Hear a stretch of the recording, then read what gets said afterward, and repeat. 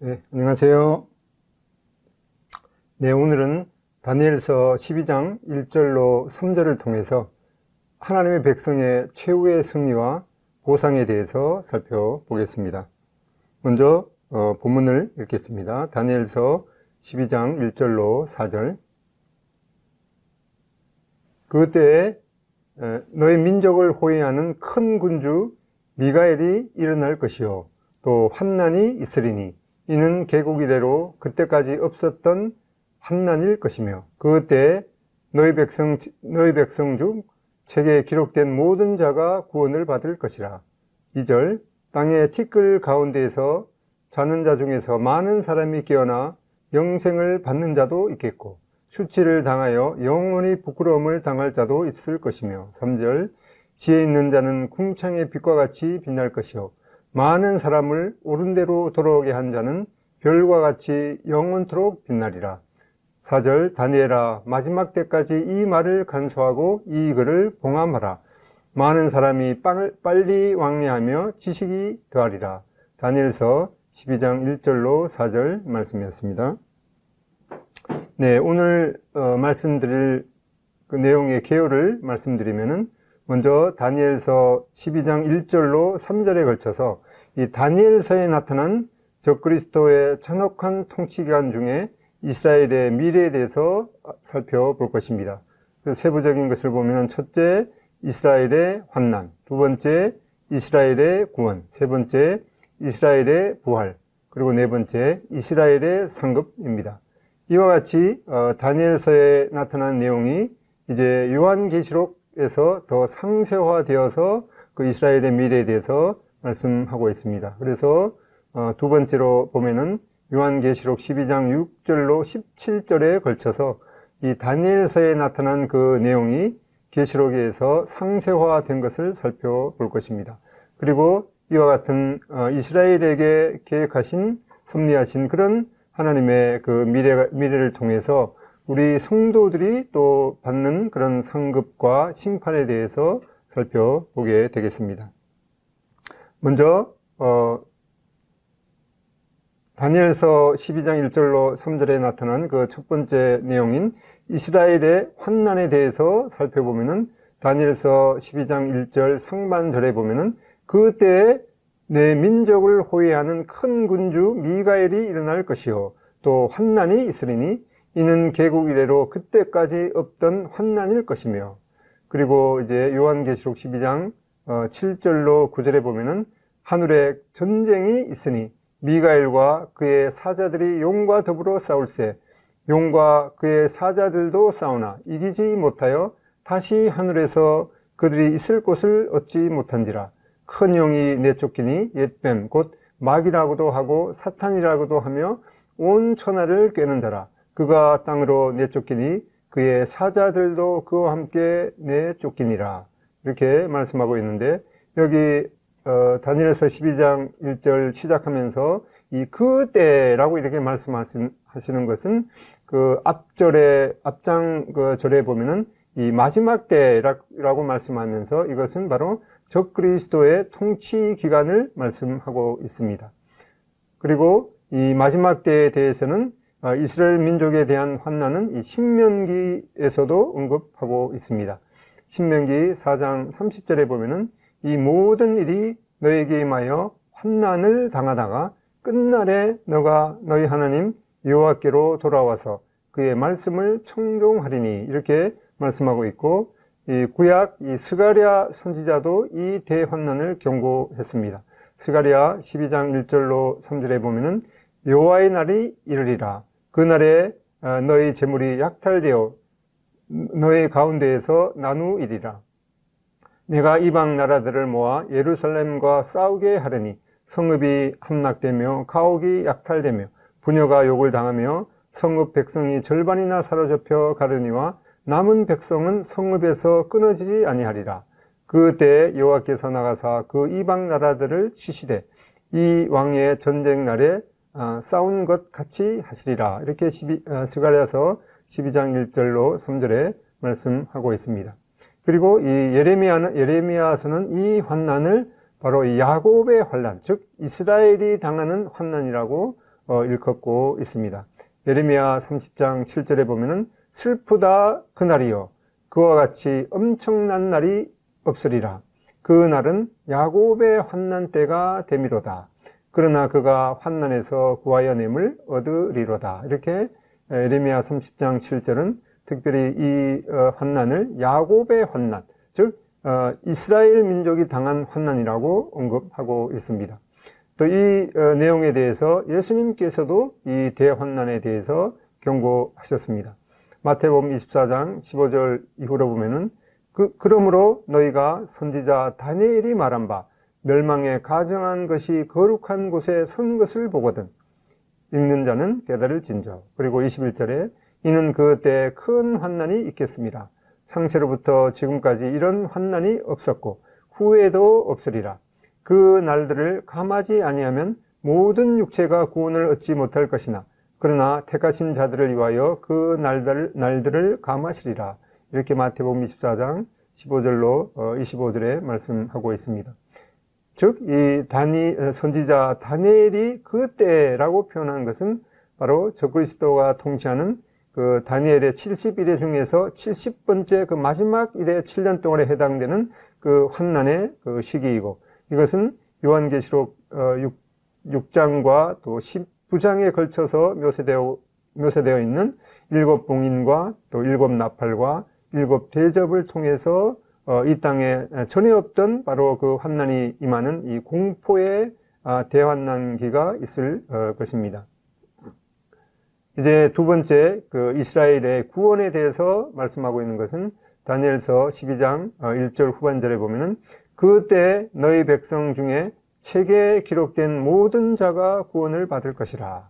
즉, 이 미가엘의 이 승리는 이 대환난을 촉진하는 결과를 초래하게 될 것입니다. 사단은 하늘에서 쫓겨난 후에 그 분노를 바로 이스라엘 백성에게 쏟을 것이지만 이스라엘의 남은 자들은 이 광야 피난처로 피하여서 이 7년 환난기에 그 7년의 후 3년 반에 해당되는 42개월 또는 1260일 동안 이 보호를 받게 될 것입니다. 요한계시록 12장 12절로 14절에 보면은 그러므로 하늘과 그 가운데에 거하는 자들은 즐거워하라.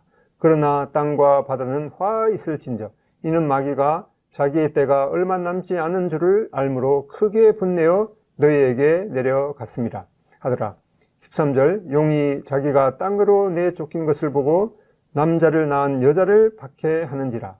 14절 그 여자가 큰 독수리의 두 날개를 받아 광야 자기 곳으로 날아가서 거기서 그 뱀의 낯을 피하여 한 때와 두 때와 반 때를 양육받으매 라고 요한계시록 12장 12절로 14절에 말씀하고 있습니다. 이렇게 적그리스도의 그 핍박을 피해서 이 광야로 숨은 이스라엘의 남은 자들은 7년 환난기에 후 3년 반이 되는 그 기간, 후 3년 반 기간을 지나면서 이 성경을 탐구하면서 자신들에게 왜 이렇게 그 극심한 고난이 임하는가, 그런 것들을 이제 말씀을 통해서 연구를 하다가 그 옛날 그들의 조상이 이 하나님께서 보내신 이 메시아를 배척하고 그 메시아를 바로 십자가에 못 박은 그런 그 근본적인 원인이 있음을 깨닫게 되고 하나님께 회개할 것입니다. 우리가 잘 아는 이사야서 53장 1절로 6절 우리가 전한 것을 누가 믿었느냐? 여호와의 팔이 누구에게 나타났느냐? 그는 주 앞에서 자라나기를 연한 순 같고 마른 땅에서 나온 뿌리 같아서 고운 모양도 없고 풍채도 없은즉 우리가 보기에 흠모할 만한 아름다운 것이 없도다. 3절 그는 멸시를 받아 사람들에게 버림받았으며 간고를 많이 겪었으며 질고를 아는 자라. 마치 사람들이 그에게서 얼굴을 가리는 것 같이 멸시를 당하였고 우리도 그를 귀히 여기지 아니하였도다. 그는 실로 우리의 질고를 지고 우리의 슬픔을 당하였거늘 우리는 생각하기를 그는 징벌을 받아 하나님께 맞으며 고난을 당한다 하였노라. 그가 찔림은 우리의 허물 때문이요 그가 상함은 우리의 죄악 때문이라. 그가 징계를 받음으로 우리가 평화를 누리고 그가 채찍에 맞음으로 우리는 나음을 받았도다. 우리는 다 양 같아서 그릇 행하여 각기 제 길로 갔거늘 여호와께서는 우리 모두의 죄악을 그에게 담당시키셨도다. 이렇게 그 적그리스도의 핍박을 피해서 대환난기에 그 후 3년 반이 되도록 이제 광야로 피하면서 왜 이스라엘 자기 민족에게 이러한 고난이 있는가를 성경을 통해서 탐구하다가 바로 이러한 말씀을 통해서 바로 하나님께서 보내신 그 메시아를 우리가 십자가에 못 박았구나 라고 하면서 하나님께 이 회개를 하게 될 것입니다. 그렇게 해서 이제 이스라엘의 민족적인 그 회개를 통해서 이제 하나님의 구원이 임하는 것을 스가랴서를 통해서도 보게 됩니다. 스가랴서 12장 7절로 10절에 보면은 여호와가 먼저 유다 장막을 구원하리니 이는 다윗의 집의 영광과 예루살렘 주민의 영광이 유다보다 더하지 못하게 하려 함이니라. 10절 내가 다윗의 집과 예루살렘 주민에게 은총과 간구하는 심령을 부어주리니 그들이 그 찌른바 그를 바라보고 그를 위하여 애통하기를 독자를 위하여 애통하듯 하며 그를 위하여 통곡하기를 장자를 위하여 통곡하듯 하리로다. 이스라엘 민족은 그들이 참 이 하나님을 참 다른 민족보다 더 잘 섬긴다고 그렇게 자처하지만 정작 하나님께서 보내신 그 메시아를 그 조상들이 알아보지 못하고 그 메시아를 십자가에 못 박는 그런 이 결과를 초래한 것에 대해서 얼마나 그들이 하나님 앞에 이제 애통하는 심정을 하면서 하나님께서는 그런 그 회개를 통해서 이스라엘 민족을 이제 구원하실 것입니다. 이제 하나님의 말씀에 신실한 모든 유대인들은 구원을 받게 될 것입니다. 말라기서 3장 16절 18절에 보면은 그때 여호와를 경외하는 자들이 피차에 말하며 여호와께서 그것을 분명히 들으시고 여호와를 경외하는 자와 그 이름을 존중히 여기는 자를 위하여 여호와 앞에 있는 기념책에 기록하셨느니라. 17절 만군의 여호와가 이르노라 나는 내가 정한 날에 그들을 나의 특별한 소유로 삼을 것이요 또 사람이 자기를 섬기는 아들을 아낌같이 내가 그들을 아끼리니 그때에 너희가 돌아와서 의인과 악인을 분별하고 여호와를 섬기는 자와 섬기지 아니하는 자를 분별하리라. 이렇게 말라기서 3장 16절 18절에 말씀하고 있습니다. 이렇게 이스라엘의 민족적인 회개와 아울러서 아마도 이 다음과 같은 말로 이제 그 이스라엘 민족은 자기들의 그 과거의 그런 죄를 회개하면서 이제 메시아께서 재림하시기를 이제 한 목소리로 간구하실 것입니다. 할 것입니다. 이사야서 64장 1절에 있는 대로 원하건대 주는 하늘을 가르고 강림하시옵소서. 바로 이렇게 그 재림하시는 그 주님을 이제 큰 목소리로 민족적으로 회개를 하면서 주님을 이제 부를 때 이제 주님께서는 이 영광 중에 재림하실 것입니다. 로마서 11장 25절 27절에도 형제들아 너희가 스스로 지혜있다 하면서 이 신비를 너희가 모르기를 내가 원하지 아니하노니 이 신비는 이방인의 충만한 수가 들어오기까지 이스라엘에 들어는 우둔하게 된 것이라. 그리하여 온 이스라엘이 구원을 받으리라. 기록된 바 구원자가 시온에서 오사 야곱에게서 경건하지 않는 것을 돌이키시겠고 27절 내가 그들의 죄를 없이 할 때 그들에게 이루어질 내 언약이 이것이라 함과 같으니라. 바로 지금은 이제 그 이방인의 그 충만한 수가 하나님의 그 백성 가운데 이제 계속해서 들어오고 있는데 그 충만한 수가 이제 참에는 이제 이스라엘 민족에게 대한 그런 경륜이 다시 시작될 것임을 로마서 11장에서도 말씀하고 있습니다. 이제 세 번째로는 그 이스라엘의 이 부활에 대해서 말씀하고 있습니다. 다니엘서 12장 2절에 보면은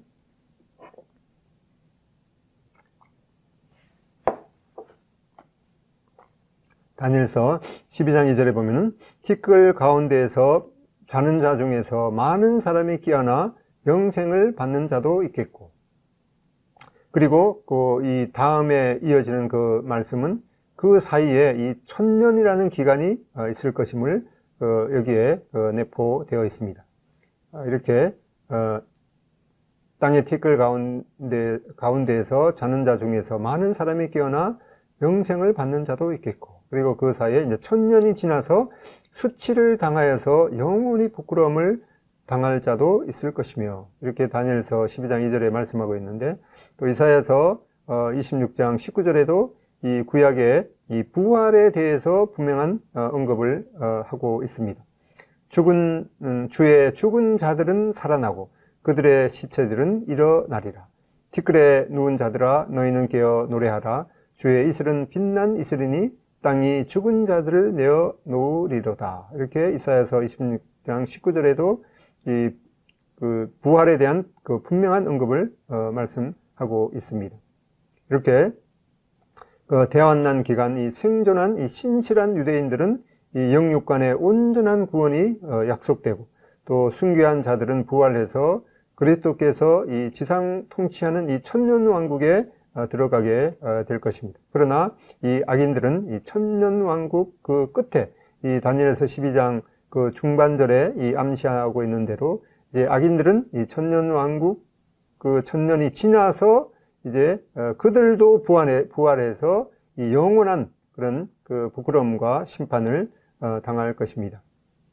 요한계시록 20장 4절로 5절에 보면은 또 내가 보좌들을 보니 거기에 앉은 자들이 있어 심판하는 권세를 받았더라. 또 내가 보니 예수를 증언함과 하나님의 말씀 때문에 목뱀을 당한 자들의 영혼들과 또 짐승과 그의 우상에게 경배하지 아니하고 그들의 이마와 손에 그의 표를 받지 아니하는 자들이 살아서 그리스도와 더불어 1000년 동안 왕노릇하니.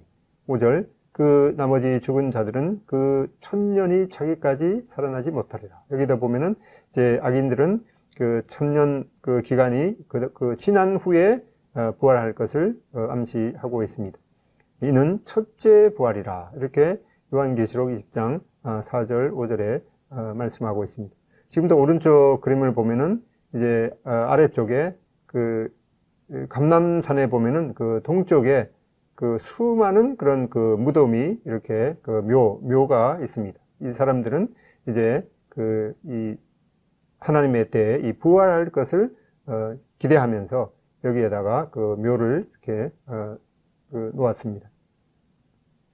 이 부활의 그 순서와 시기에 대해서는 이 고린도전서 15장 20절로 24절에 있는데 읽어보면은 그러나 이제 그리스도께서 죽은 자 가운데서 다시 살아나사 잠자는 자들의 첫 열매가 되셨도다. 사망이 한 사람으로 말미암았으니 죽은 자의 부활도 한 사람으로 말미암는도다. 아담 안에서 모든 사람이 죽은 것 같이 그리스도 안에서 모든 사람이 삶을 얻으리라. 그러나 각각 자기 차례대로 되리니 먼저는 첫 열매인 그리스도요. 그 다음에는 그가 강림하실 때 그리스도께 속한 자요. 그 후에는 마지막이니 그가 모든 통치와 권세와 능력을 멸하시고 나라를 아버지 하나님께 바칠 때라. 이렇게 말씀하고 있는데 이 그림에 보면은 이제 그 예수님께서 십자가에서 이제 살아나셨죠. 3일 만에 살아나셔서 이제 그 첫 부활의 첫 열매가 되셨습니다. 그리고 이제 오순절에 성령님이 강림하심으로 말미암아서 이제 교회 시대가 시작되었고, 그리고 이 교회 시대가 이제 마감될 때 이제 그 모든 이 주 안에서 죽은 자들과 이 살아남은 자들이 이제 그 주님을 공중에 오시는 그 주님을 맞이하기 위해서 휴거 될 것입니다. 그리고 이제 그 후에는 이제 7년 이 환난기가 있을 것이죠. 그리고 이제 7년 환난기 끝에 이제 구약 성도들, 그리고 이 환난 기간에 순교한 이 환난 신자들이 이제 그 부활하게 될 텐데, 이 예수님의 그 첫 열매로서 부활하신 예수님의 부활과, 그리고 주 안에서 그 죽었거나 또 살아남은 자들이 이제 그 휴거되는, 그리고 환난 기간 동안에 그 환난 신자들이라든가 또 구약 성도들이 부활하게 된 이 모든 것을 합하여 이제 그 신자들의 이 부활, 또 생명의 부활, 이것을 총체적으로 첫째 부활이라고 일컫고 있습니다. 그리고 이제 이 천년 기간, 천년 왕국의 기간, 이 천년 기간이 끝난 그 후에 이제 악인의 부활, 이 악인들도 그 육체가 부활해서 이제 하나님 앞에 이 영원한 심판을 받게 된 이것을 이제 그 불신자들의 심판, 악인의 심판. 그래서 그 모든 그 신자들의 부활을 첫째 부활이라 하고, 또 이 천년 왕국 기간이 지난, 이 천년 기간이 지난 후에 부활하게 된 악인의 부활을 둘째 부활이라고 이렇게 일컫게 되겠습니다. 그리고 이제 네 번째는 그 이스라엘의 상급에 대해서 다니엘서 12장 3절에 말씀하고 있습니다. 다니엘서 12장 3절에 보면은 지혜 있는 자는 궁창에 빛과 같이 빛날 것이요 많은 사람을 옳은 대로 돌아오게 한 자는 별과 같이 영원토록 빛나리라. 그리고 앞에 다니엘서 11장 33절에 보면은 백성 중에 지혜로운 자들이 많은 사람을 가르칠 것이나 그들이 칼날과 불꽃과 사로잡힘과 약탈을 당하여 여러 날 동안 몰락하리라. 이렇게 지혜 있는 자라고 하는 것은 바로 이제 그 문맥을 통해서 보면은 이 대환난 기간 중에 이 적그리스도를 따르지 않고 이 사람들의 마음에 바로 이 메시아를 따르는 그 신앙을, 그런 신앙으로 이끈 자가 바로 지혜 있는 자라고 말씀하고 있습니다. 잠언 11장 3절에 보면은 바로 이 의인의 열매는 생명나무라 지혜로운 자는 사람을 얻느니라. 그래서 이 사람들로 하여금 이제 그 적그리스도를 따르지 않고 메시아를 따르게 하는 그런 사람을 얻는 자가 바로 지혜로운 자다, 이렇게 말씀하고 있습니다. 이 지혜에 대해서는 잠언 9장 10절에 있는 대로 여호와를 경외하는 것이 지혜의 근본이고 바로 거룩한 자를 아는 것이 명철이다, 이렇게 잠언 9장 10절에 말씀하고 있습니다. 이렇게 이 다니엘을 통해서 이 마지막 때에 그 마지막 그 대환난 동안에 이스라엘의 미래에 대해서 말씀하고 있는데, 이러한 것들이 이제 요한계시록에서 더욱 이제 상세화되고 점진적으로 내용이 이제 보강되는 것을 이제 볼 수가 있는데, 특히 이 요한계시록 12장 6절로 17절에 보면은 먼저 앞에 다니엘서 12장 그 7절에 보면은 반드시 한때, 두때, 반때를 지나서 성도의 권세가 다 깨어지기까지 그렇게 되면 이 모든 일이 다 끝나리라 하더라, 이렇게 말씀하고 있는데, 그 요한계시록 12장 5절로 6절에 보면은 5절, 여자가 아들을 낳으니 이는 장차 철장으로 만국을 다스릴 남자라. 그 아이를 하나님 앞과 그 보좌 앞으로 올려가더라. 그리고 여기 6절이 시작되는데, 바로 이 6절이 시작되는 그 사이에 우리는 아까 다니엘서 있는 그 생명의 부활과 악인의 부활 사이에 이 천년이라는 그런 기간이 내포되어 있듯이, 여기는 이제 그 내용이 훨씬 이제 수천 년을 이제 뛰어넘어서 이제 여자가 광야로 도망하며 거기서 1260일 동안 그를 양육하기 위하여 하나님께서 예비하신 곳이 있더라, 이렇게 말씀하고 있는데, 이 환난 7년 환난기의 후반인 이 3년 후 3년 반 또는 그러니까 42개월 또 날수로 계산하면은 1260일 동안 이스라엘의 남은 자가 이 광야로 피해서 보호받고 양육을 받게 될 것입니다. 이들이 받는 이 매일의 고난을 하나님께서 이 기억하시는 뜻으로 이러한 그 이스라엘에 당하는 남은 자가 당하는 그런 고난에 대해서 특히 1260일이라는 이 그 날짜 하나하나에 대해서 정확하게 이렇게 기록이 되어 있습니다. 여기 그림에 보면은 바로 이 여자는 이 이스라엘로 상징되는 그런 상징이고, 이 광야로 그 여자의 상징인 이 이스라엘이 광야로 피하게 되는 그런 모습입니다. 계시록 12장에서는 이스라엘의 과거와 현재와 미래에 대해서 말씀하고 있는데, 요한계시록 12장 5절에 보면은 여자가 아들을 낳으니 이는 장차 철장으로 만국을 다스릴 남자라. 그 아이를 하나님 앞과 그 보좌 앞으로 올려가더라. 이것은 바로 이 아기 예수님께서 이제 나셨죠. 그리고 이제 장차 철장으로 다스릴 분이신데 그가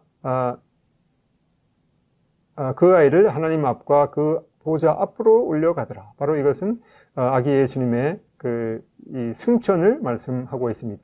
그리고 이제 12장 6절에 보면은 그 여자가 광야로 도망하며 거기서 1260일 동안 그를 양육하기 위하여 하나님께서 예비하신 곳이 있더라. 이것은 바로 이 5절과 6절 사이에 있는 이 교회 시대에 대한 내용은 여기에 기록되지 생략이 되었죠. 그래서 이 교회는 바로 남자 아이로 표현된 이 그리스도와의 그 교회가 연합되어 있으며 주님과 교회는 주님과 운명을 함께 할 것입니다.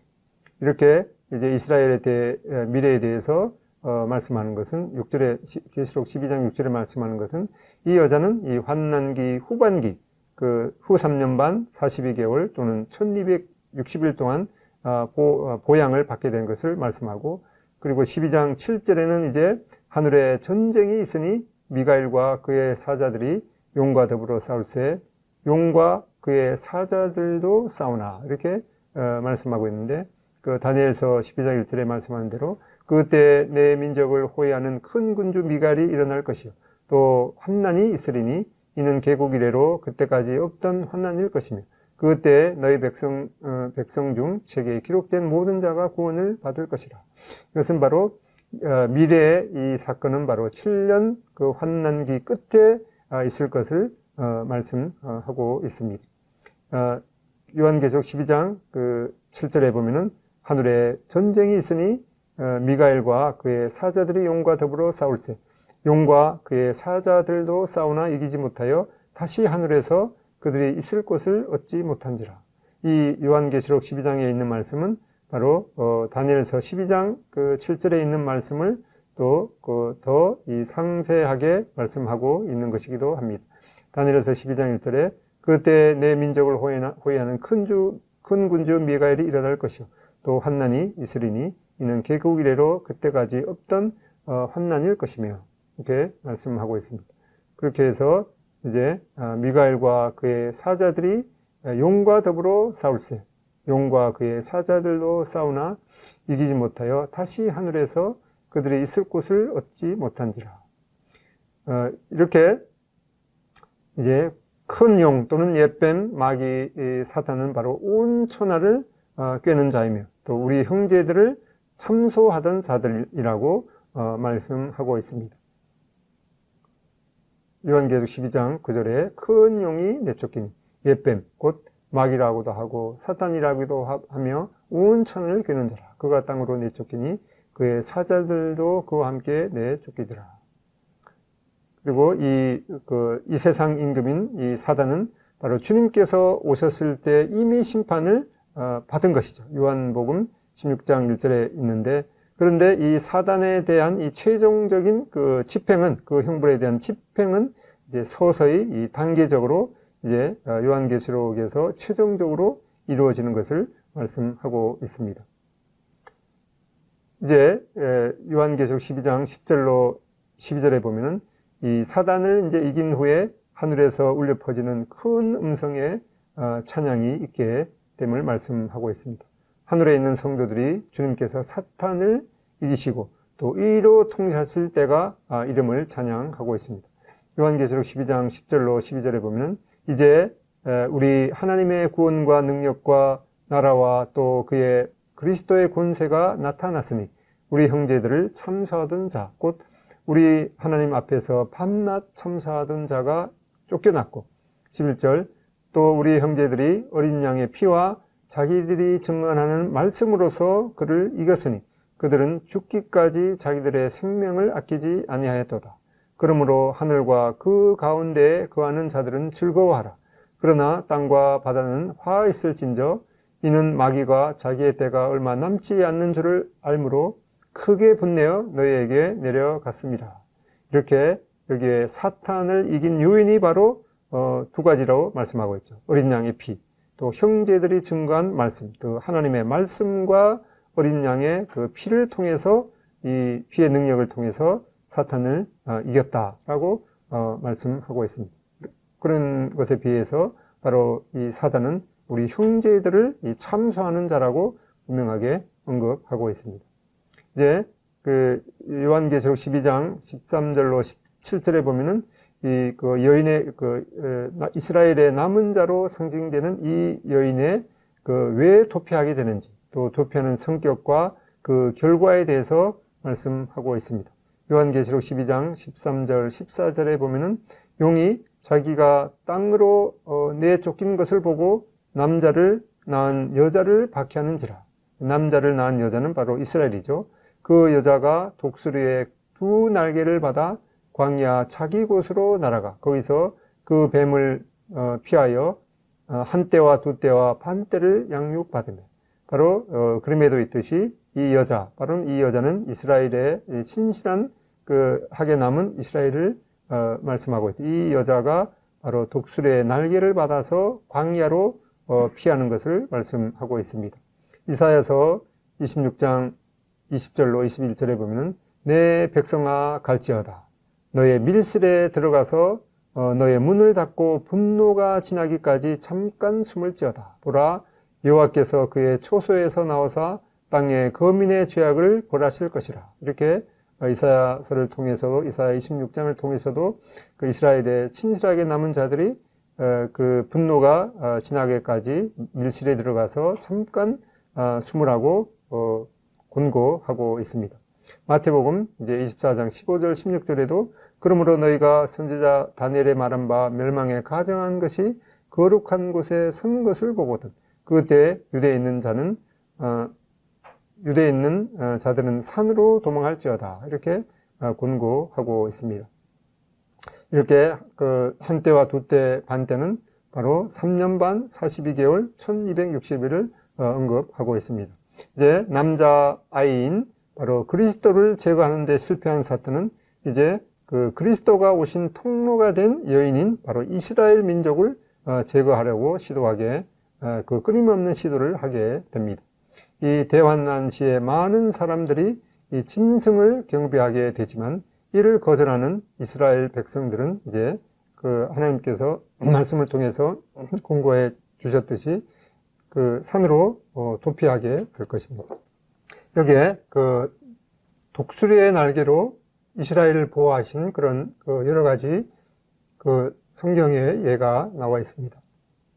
출애굽기 19장에 있는 대로 이 출애굽 때 그 하나님께서 이스라엘 백성을 이 독수리의 날개로 보호하셨습니다.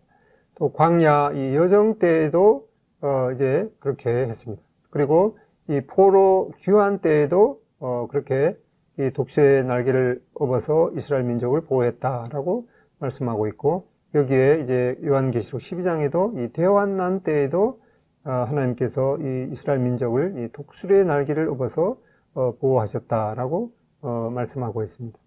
이렇게 이스라엘의 남은 자들이 하나님의 특별한 보호 속에 이 환난의 후 3년 반인 이 1260일을 양육받게 되며 이는 삶에 필요한 모든 것을 공급받게 될 것입니다. 하나님께서 자기 백성을 세세하게 돌아보시고 그 기간에 이 날수를 헤아리시며 정확히 1260일로 이렇게 말씀하고 있습니다. 그리고 이 예언적인 의미에 있어서 바로 한때와 두때, 반때, 즉 3년 반 또는 42개월이 되겠습니다. 또 이것을 아까 예레미야 30장 7절에도 확인한 대로 이것은 야곱의 환난 때라고 말씀하고, 또 이 요한계시록 7장에도 이 큰 환난의 기간임을 말씀하고 있습니다. 이러한 그 패턴 또는 예는 바로 열왕기상 17장 18장에 엘리야가 이 3년 반의 그 기근 동안에도 그 보양을 받았던 그런 것을 통해서 또 암시하고 있습니다. 이렇게 배도한 이스라엘 민족이 그 아합 왕 통치 기간에서 이 그 기근의 이 징계를 받았던 이 3년 반 동안 하나님께서 이 엘리야를 초자연적인 그런 방법을 통해서 엘리야를 보호하신 것처럼 이스라엘의 그 마지막 그 배도 기간 동안에도 하나님께 신실하게 남아있던 이스라엘의 그 남은 자들을 보호하실 것입니다.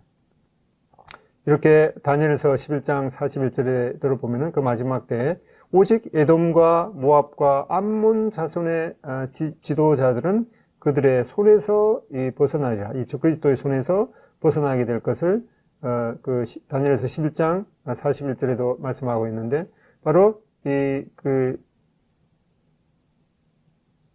그런 그 지역으로 이제 그 생각할 수 있는 것이 바로 지금 그 요르단 그 아래쪽에 있는 이 페트라 계곡으로 아마 그쪽으로 피하게 될 것을 그 분별할 수가 있습니다. 이렇게 이스라엘의 남은 자들이 하나님의 특별한 보호 속에서 후반기 3년 반 동안 이런 그 계곡으로 피해서 양육 받을 것으로 여겨집니다. 이런 그 페트라 그 계곡을 보면 그 옛날에 그 바로 이 비단길을 그 길이었는데, 거기에 이 사진에도 있듯이 그 밑에 그 수로를 이렇게 그 돌을 이렇게 파서 거기에다가 이제 이제 사막 가운데 있죠. 거기에서 이제 그 물도 이렇게 공급받는 그런 시설도 오래전에 벌써 이루어져 있는 것을 보게 됩니다. 이런 그 이스라엘에 대한 그런 그 경륜을 통해서 이제 교회 성도들을 향한 그 상급과 심판은 어떤 것인가에 대해서 우리가 적용해 볼 수가 있겠습니다. 먼저 이 그리스도의 심판대 그 시기를 우리는 지상에서 교회가 휴거된 직후에 일어나게 될 것을 말씀을 통해서 확인할 수가 있습니다. 또 상급은 바로 이 부활과 연관이 있을 것입니다. 누가복음 14장 14절에 보면은 그리하면 그들이 갚을 것이 없으므로 너에게 복이 되리니 이는 의인들의 부활 시에 너가 갚음을 받겠음이라 하시더라. 의인들이 부활했을 때 바로 의인들도 그들의 살아온 그 삶에 대해서 이제 그 심판, 이것은 이제 그 상급에 대한 그 내용이 짙은 것을 확인할 수가 있습니다. 이 휴거를 통해서 이제 부활하게 될 부분이죠. 그리고 이 상급도 이 휴거된 그 이후와 밀접한 관계가 있을 것입니다. 데살로니가전서 4장 16절 17절에 보면 주께서 호령과 천사장의 소리와 하나님의 나팔 소리로 친히 하늘로부터 강림하시리니 그리스도 안에서 죽은 자들이 먼저 일어나고 그 후에 우리 살아남은 자들도 그들과 함께 구름 속으로 끌어올려 공중에서 주를 영접하게 하시리니 그래야 우리가 항상 주와 함께 있으리라.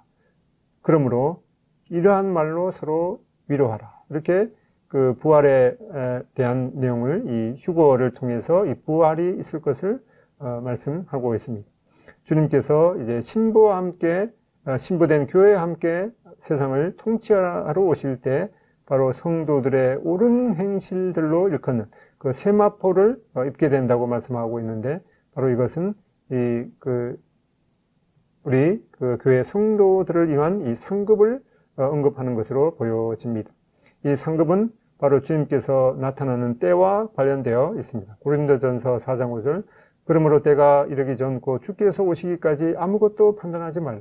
그가 어둠에 감추인 것들을 드러내고 마음의 뜻을 나타내시리니 그때 각 사람에게 하나님께로부터 칭찬이 있으리라.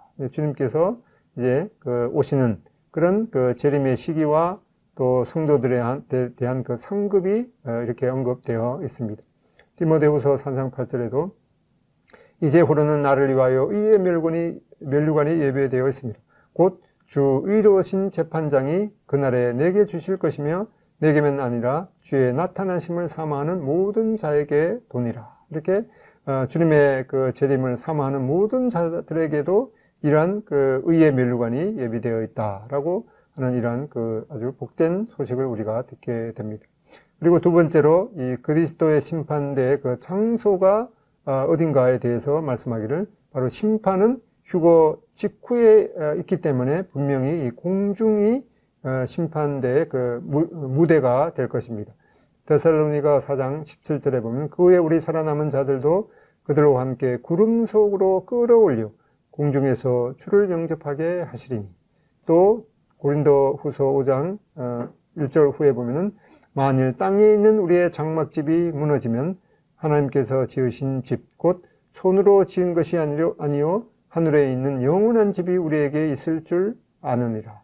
그러므로 담대하여 원하는 바는 차라리 몸을 떠나 주와 함께 있는 그것이라. 9절 그런즉 우리는 몸으로 있든지 떠나든지 주를 기쁘시게 하는 자가 되기를 힘쓰노라. 이는 우리가 다 반드시 그리스도의 심판대 앞에 나타나게 되어 각각 선악간에 그 몸으로 행한 것을 따라 받으려 함이라. 이렇게 말씀하고 있습니다. 그리고 이렇게 모든 심판은 우리 주 예수 그리스도에게 맡겨졌는 것을 말씀하고 있습니다. 요한복음 5장 22절 아버지께서 아무도 심판하지 아니하시고 심판을 다 아들 우리 주 예수 그리스도에게 맡기셨다. 이렇게 말씀하므로 이 하나님의 심판대는 곧 이 그리스도의 심판대가 되겠습니다. 로마서 14장 10절에도 이 하나님의 심판대라고 언급되어 있는데 이것은 바로 하나님께서 이 심판을 이 아들에게 맡기신 사실을 나타내기도 합니다. 로마서 14장 10절 너가 어찌하여 너의 형제를 비판하느냐 어찌하여 내 형제를 업신여기느냐 우리가 다 하나님의 심판대 앞에 서리라. 이렇게 우리 성경에는 하나님의 심판대라고 말씀하고 있지만은 또 킹제임스 성경에는 이 그리스도의 심판대라고 또 표현되어 있기도 합니다. 마태복음 28장 18절에 보면은 예수께서 나와 말씀하여 이르시되 하늘과 땅의 모든 권세를 내게 주셨다. 이렇게 말씀하고 있습니다. 이것은 이제 마태복음 28장 18절에 보면은 누가 주셨다라고 하는 그런 말씀은 그런 단어는 언급되어 있지 않죠. 다시 읽어보면은 예수께서 나와 말씀하여 이르시되 하늘과 땅의 모든 권세를 내게 주셨으니 이렇게 우리 성경에는 하늘과 땅의 모든 권세를 내게 주셨으니 이렇게 되어 있는데 원래 원문에 보면은 이러한 그 하늘과 땅의 모든 권세가 내게 주어졌으니 이렇게 말씀하고 있는데 이 당연히 하나님께서 하나님께 받은 것을 언급할 때에는 이렇게 하나님이라는 그런 단어는 생략하고 이렇게 이것을 이제 전문적인 용어로 이 신학적 수동태라고 말씀하고 있는데 이것은 분명하게 하나님께로부터 받은 것을 말씀할 때는 이러한 표현을 해주고 있습니다. 그러니까 이제 바로 하나님께서 우리 주 예수 그리스도에게 이러한 하늘과 땅의 모든 권세를 주셨다. 그리고 예수님께서 바로 하나님께로부터 이러한 하늘과 땅의 모든 권세를 이어받았다라고 이렇게 강조하는 그런 표현이기도 합니다. 그리고 이제 큰 네 번째로 보면은 이 그리스도의 심판대의 그 심판의 대상이 누군가에 대해서는 이제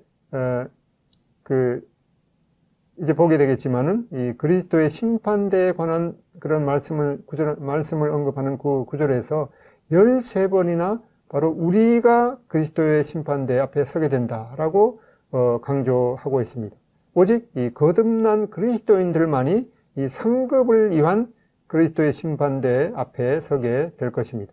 고린도후서 5장 1절로 10절에 보면은 여기 빨간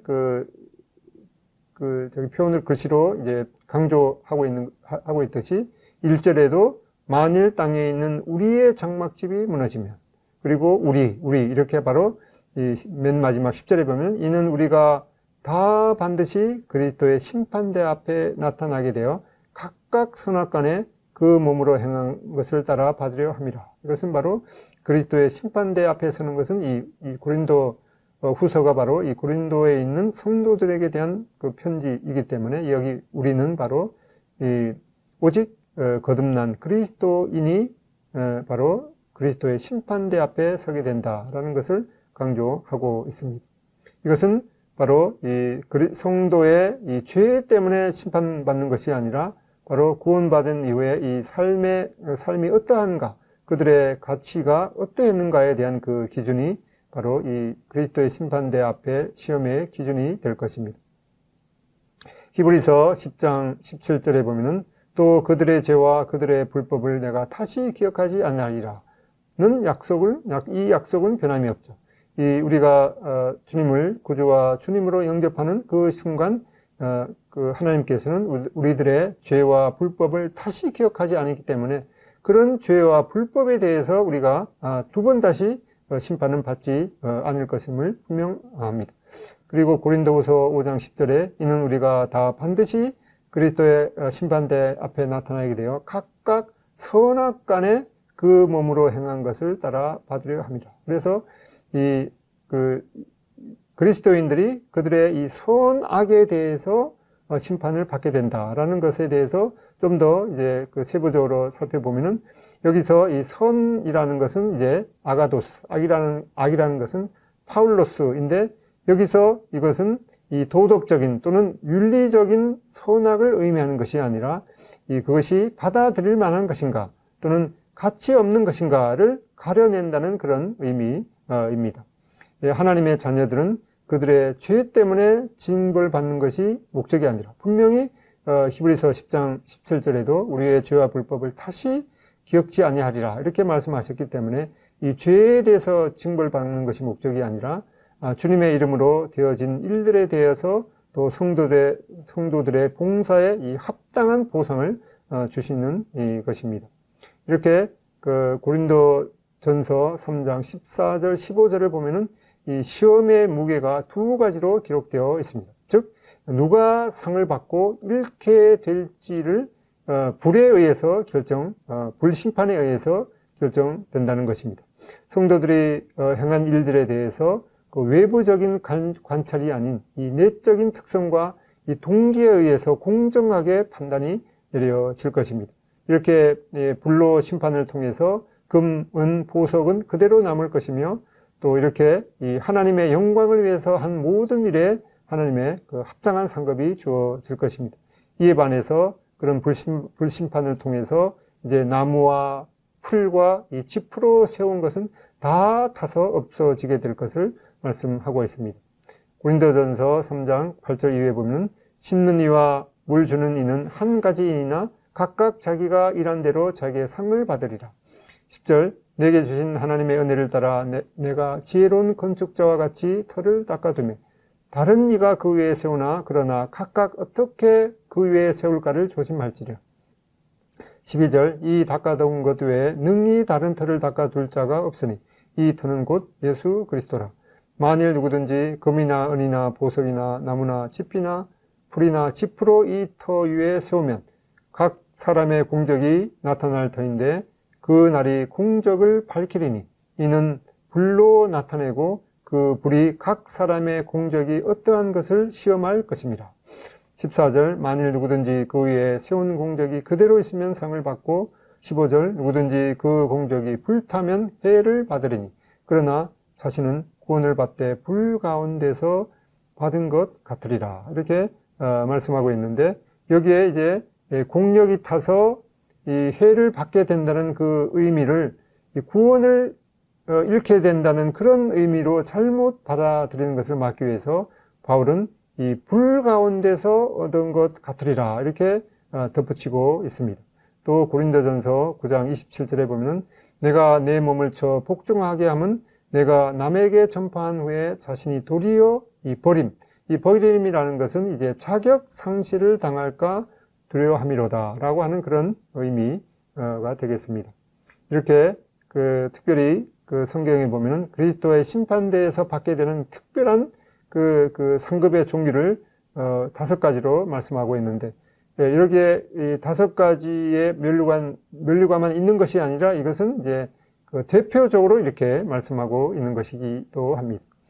이 썩지 않은 면류관에 대해서 그것을 받은 사람들에게는 이 옛사람을 극복한 자들에게 예비되어 있습니다. 고린도전서 9장 25절 그들은 썩을 승리자의 관을 얻고자 하되 우리는 썩지 않을 것을 얻고자 하노라. 이렇게 옛사람을 극복한 자들에게 썩지 않는 멸관을 예비되어 있다고 말씀하고 있습니다.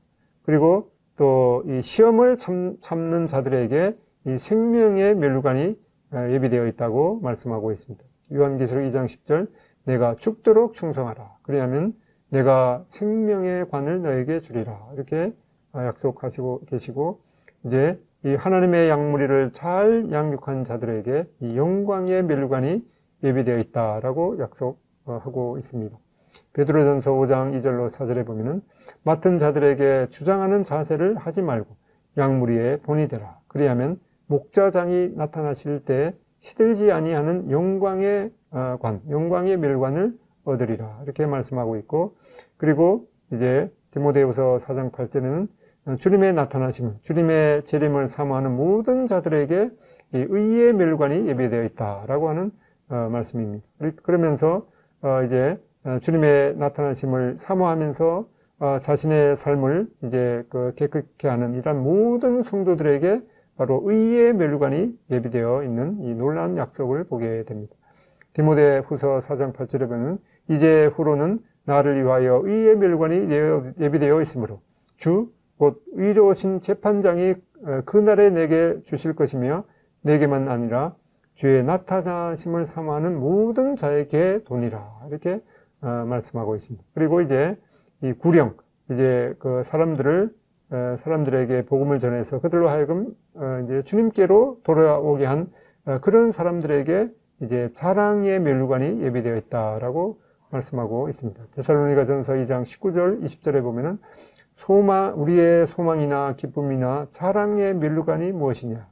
그가 강림하실 때 우리 주 예수 안에서 너희가 아니냐? 이렇게 말씀하고 있습니다.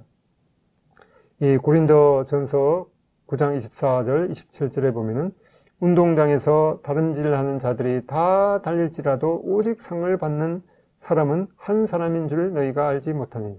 너희도 상을 받도록 이와 같이 다름질하라. 이기기를 다투는 자마다 모든 일에 절제하나니 그들은 썩을 승리자의 관을 얻고자 하되 우리는 썩지 아니할 것을 얻고자 하느라. 이렇게 그리스도인들의 인생을 바로 달리기로 비유하고 있습니다. 이러한 말씀은 당시 경주에서는 오직 우승자에게만 멸관이 수여되었지만은 그리스도인들은 자기 자신과만 경쟁하기 때문에 누구나 승리자가 될 수 있을 것임을 보여주고 있습니다. 너희도 상을 받도록 이와 같이 다름질하라 라고 말씀하고 있습니다. 우리가 어떤 사람은 10달란트, 어떤 사람은 5달란트, 어떤 사람은 2달란트 이렇게 각각 그 재능과 은사가 다를지라도 이 자기에게 주어진 그런 그 은사에 대해서 하나님 앞에 감사하고 자기의 그런 그 상황 가운데에서 이 최선을 다해서 하나님의 나라와 또 그의 나라와 복음을 위해서 이제 그 하나님께 그 영광을 드렸을 때 하나님께서는 이 모든 그런 그 신실하게 하나님께 그 헌신했던 그런 자들에게 착하고 충성된 종아라고 하는 그런 동일한 그 칭찬이 있을 것입니다. 이렇게 이제 우리는 이 모든 그리스도인들이 이 하나님의 심판대, 그리스도의 심판대 앞에 서게 될 것입니다. 그래서 우리에게 주어지는 이러한 그 삶의 시간들을 통해서 이제 하나님 앞에 그 영광을 돌려드리는 그러한 일들에 대해서 세세한 그런 부분까지 하나님께서 보상해 주실 것입니다. 이 당신의 계획이 1년짜리라면 쌀을 심으라. 당신의 계획이 10년짜리라면 나무를 심으라. 당신의 계획이 100년짜리라면 교육에 투자하라. 여기까지는 아마 그 공자도 이렇게 말했을 것입니다. 그러나 우리는 당신의 계획이 영원이라면 사람들의 마음에 복음을 심어서 그들로 하여금 이 그리스도의 그 생명을 이제 낳게 하는 그런 일들에 우리의 이 영혼의 그런 목표를 삼는 것이 필요하겠습니다. 네, 감사합니다.